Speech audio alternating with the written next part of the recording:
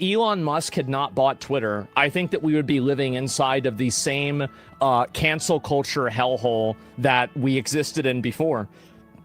I think the truth is that if Elon didn't buy Twitter, we would probably be still talking about how people need to get, their next booster shot. People need to get this next thing. It's scary. Yeah, no, think about it. Because Elon buying Twitter was the crack in the dam of freedom of speech and freedom of expression. And for the longest time, you could not express yourself on any platform. Instagram was censored. Facebook was censored. TikTok was censored. YouTube was censored. Twitter obviously was censored. Reddit was censored. So there was no place. Still are, by the way. Several of those platforms still are. Yeah.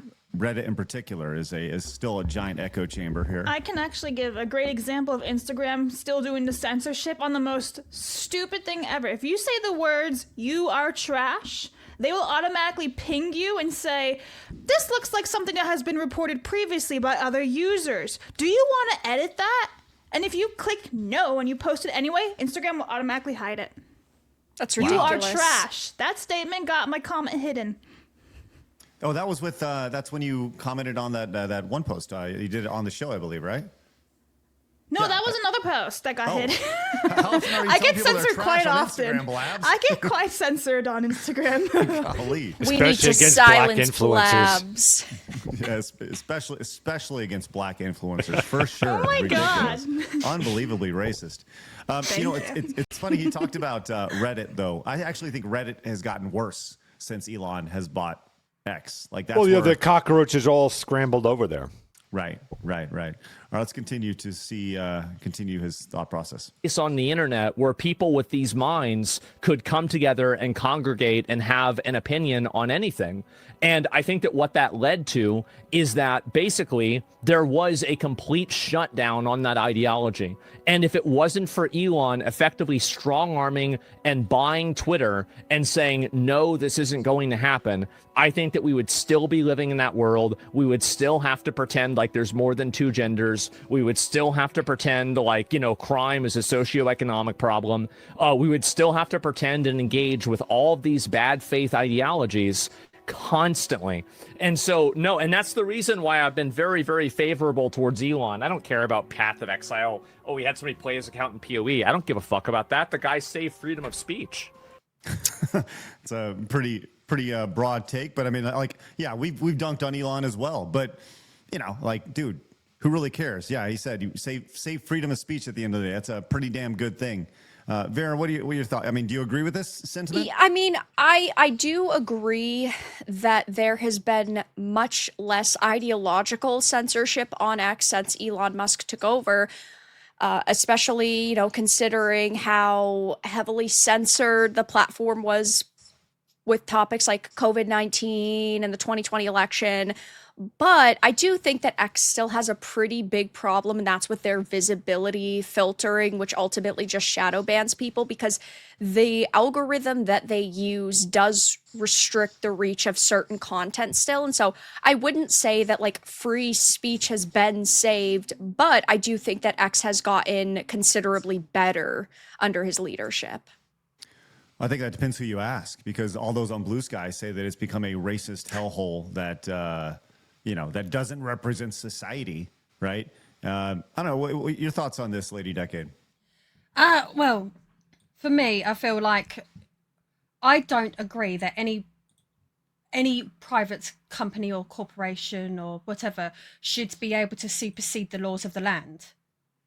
That being said, I live in England, so my freedom of speech is not the same as your freedom of speech. You already have a massive hurdle to overcome. So from my point of view, I stopped really using Twitter a few years ago. I only go on there so I can see whether Blabs has sent me a DM. So that's my reason for going on there. But it's also a very good source of information that it wouldn't have been a few years ago. When I was still using Twitter, I used to really watch what I was saying, especially because of the community that I used to be a part of with regards to my video content creation. Could be very, very, very snippy. They still are. But I just feel like, to be honest with you, Twitter was one of those places where everyone was way too sensitive. I don't like it when people cover everything with their immediate emotions that they're feeling in that immediate moment. I'm very much a person who feels like you need to sit and scrape past that, get to the logic, because the logic is where the truth is. And if Elon's managed to bring that back onto X, then all the better. But I think if people think that it's an absolute haven for freedom of speech, I don't think that's the case. I don't think any privately owned company, as it stands at the moment, is going to be completely free. You have to work within the rules of the platform. Like, we're restricted on YouTube. Can't say what you want on there, can you? Right. Well, it's interesting because X. Well, let's continue with what Asmongold is saying over here, because there's a little bit more. He did. And I think anybody who's not willing to acknowledge that is being totally dishonest. Elon buying Twitter completely was a timeline shift. He totally shifted the timeline by doing that. And you can see now, as soon as that happened, every other platform changed, because all of those people that were being pushed down, and again, that is a glitch in the matrix, that a super billionaire buys one of the biggest free speech platforms, says, I don't give a fuck about making any money on this, and then lets people say anything that they want. This is not something that's random, or sorry, well, it is random, but it's not something that's within the scope of what you can even expect to have happen. The glaze, I think he deserves it. I do. I will always be thankful for that. Do you remember when Elon Musk bought X? What's the first thing that he did when he bought X? Do you guys recall? Brought the sink. He brought the sink. What's the second thing he did? Oh. Didn't he unban Donald Trump or something? He fired 80% of the staff. Mm-hmm. He fired everybody. He went in and he just hacked and slashed. He looked at numbers. He said, well, this doesn't need to happen. And everyone's like, uh-oh, Twitter's going to fall apart. And you know what? It actually ran just fine. And it's been running just fine. As someone who may or may not have been potentially an employee there, who may or may not have seen the insides, you could have went 10% even more above that you probably could have fired. All useless. Just people lounging around bullshit. Yeah. Interesting. So 90% of AAA video game studios nowadays. We've said that, man. We've talked about how, and I remember when that happened, we specifically said the idea that you could do this exactly. I think we said you could Elon Musk video game companies, and this would happen. This goes back to what we were talking about yesterday. That interview from Activision Blizzard. I don't recall his name. I'm blanking on it. Jeff Kaplan. Yes, the Kaplan interview where he was talking about how if they don't generate $1 billion, then they're going to fire 1,000 people. And I looked at the numbers associated with that, and there was only 200 people working on Overwatch. So that means of the 1,000 people that are being fired, 80% of them aren't working on Overwatch. They're doing something else. So that says to me, bloat is a big deal right there. Let's go ahead and continue here with his thoughts on this. Will always respect Elon for that. And I think anybody who doesn't is so naive and short-sighted, it is insane. I am totally glazing him for that. Absolutely. I think it's amazing that he did it. And I don't know why anybody would even disagree. I mostly agree, but I also hate seeing those weirdos posting their opinions now. Well, those weirdos' opinions... Well, I love that statement. I hate to see people having opinions that I don't like. That's what that person pretty much just said. Oh, yeah, absolutely. Yes, they want to live in an echo chamber. Oh, 100%. These people want to erase individualism and push their collectivism and their cult-like mentality. That is all they are focused on. I hate seeing those weirdos have an opinion. I hated when those weirdos couldn't have an opinion. I hated when I couldn't say what I wanted to say on social media without I remember, I think I actually I know I actually quit X at one point. I was like, I'm done. I had 50, 60,000 followers at one point. I was like, fuck it. I don't even want to deal with this shit anymore. It was so gross. Or Twitter at the time. It was just so it felt so restrictive. It felt like wearing a straitjacket every time you wanted to have an opinion. And I did not like that at all. And to hear somebody like, those weirdos having an opinion, fuck off. Fuck off with that. Unbelievable. All right, let's finish up this last little bit here. Opinions used to be undisagreeable. Like you weren't allowed to disagree with those weirdos before. Those weirdos had a complete like lockdown on all discourse. No. Oh, that's interesting because the person was saying, I hate seeing those weirdos, meaning the psychos. Like that's unfortunate. That's the unfortunate byproduct of freedom of speech is that you do need to see everybody's and you do have everybody's input. And it goes back to the idea of maybe everybody shouldn't have the ability to spout and yell from the rooftops. But with true freedom of speech, you do allow them the opportunity to more or less hang themselves. Right? Yeah, no, you always want that. It is way better to be aware of what culturally is going on, what the good, the bad, the ugly, you name it. It's good to have that out in the open as opposed to in the shadows when you don't know what's going on. So it's always a plus to have absolute, as close to as freedom of speech as you possibly can. Mm-hmm. All right, let's finish this up here because I think this is like a really interesting conversation.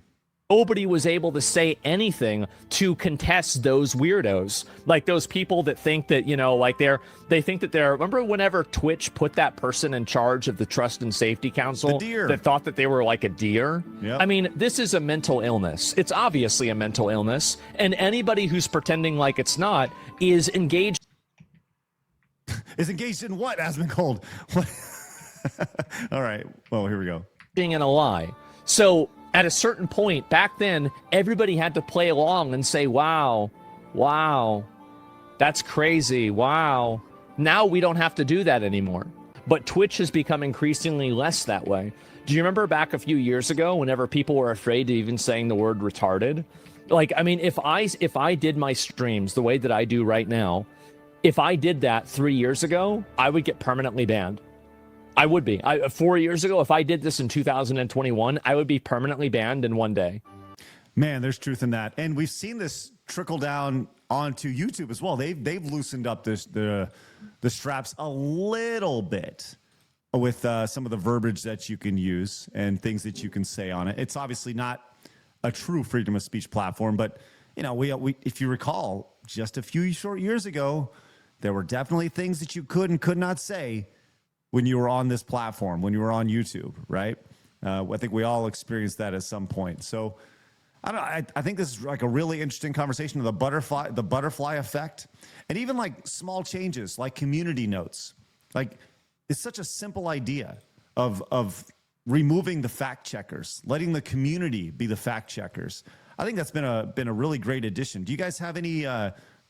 I don't know, the additions that have been made to X since Elon Musk has taken over, outside of the free speech aspect of it. Do you guys have a favorite feature or? Yeah, community post is nice. Community post. Mm-hmm. Vera, I bet you like the monetization on X. The monetization's good. I'm also part of the community notes program, so I can community note people that are being absolute doofuses, which is always fun. That's for sure. But unfortunately, with that comes a bit of a war because behind the scenes in that program, there are people that will just try to community note things without actually having facts, because if your post gets community noted, you lose monetization on it. And so they will try to hit literally anything that's getting traction. So there's almost activism taking place inside. Oh, that absolutely. Program. Yes. Wow. Yeah. Oh, wow. I didn't know that. That's crazy. Mm-hmm. And it makes sense. Activism is everywhere. Oh, it is. Yes, 100%. Wow. But it's very bad because they know that if a post is getting, let's say, 5 million views and 20,000 likes, if they successfully community note it, that's it. You don't make any money off of it. And so for people that do social media full time and for people that do make a living off of these platforms, that is a way that you can really hurt your, as they call it, opponents. They just view you as an opportunity to like hurt your livelihood and get a win over you that way. Wow. Have you had anything pop off that has been community noted that didn't allow you to monetize? Not really, no. Okay. I know because the monetization is not exactly stellar on X. It's not like a No, it's not, but it's better than nothing. Yeah, like I got charged for my X premium the other day. It was like $10 or whatever, but I made like, $80 for posting. So that's like a great investment. That's pretty good stuff. Anyways, I don't think anybody can not point to the idea of between Musk buying Twitter and the new administration, there hasn't been a giant cultural shift in the last 2 years for the better, I might add.